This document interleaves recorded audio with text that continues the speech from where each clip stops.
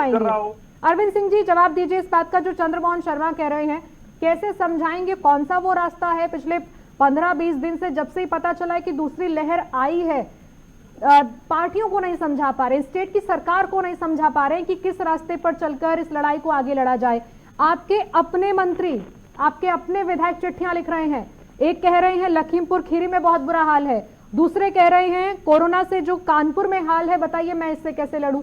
तो विपक्ष जो कह रहा है वही तो आपके विधायक और मंत्री भी कह रहे हैं।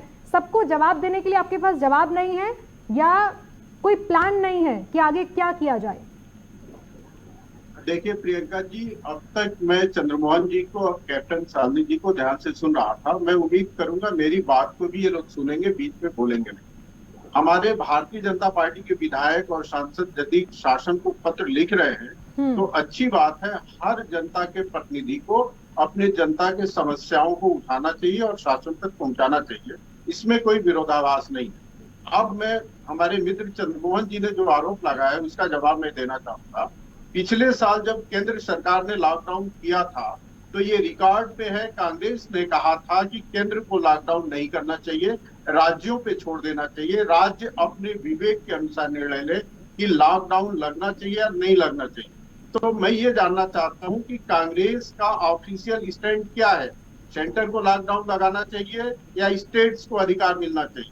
जब सेंटर कोई कार्रवाई करती है तो आप कहते हो कि राज्यों का ये अधिकार है, राज्यों का मामला है, राज्यों के ऊपर छोड़ा जाए, और जब राज्यों के ऊपर हम छोड़ते हैं तो आप केंद्र पर आरोप लगाते हैं।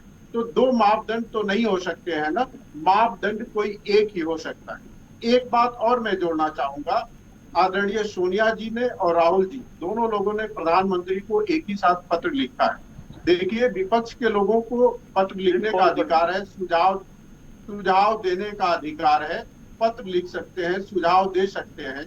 लेकिन मैं पूछना चाहता हूं कि महाराष्ट्र जिसने दूसरे वेव का जिसने वितरण किया है पूरे हिंदुस्तान में, कभी महाराष्ट्र के मुख्यमंत्री को भी पत्र लिखा होता इन लोगों ने?